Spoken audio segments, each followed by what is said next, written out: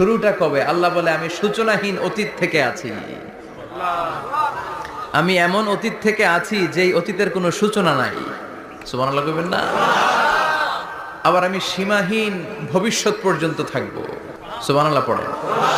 এমন ভবিষ্যৎ যেটা সীমা নাই, এমন অতীত যেটা শুরু হয় নাই, তিনি হচ্ছেন আল্লাহ। চিল্লায় বলেন তিনি কে?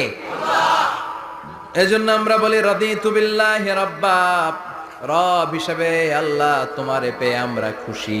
এজন্য আমাদের ইবাদতের সব জায়গায় এই রবের নামের গুণগান আছে না নাই?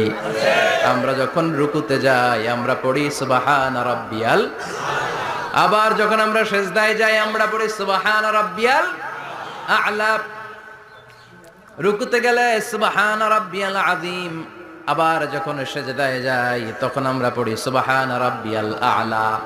আবার কবরের জীবন যখন আমরা শুরু করে দিব, কবরের প্রথম প্রশ্ন হবে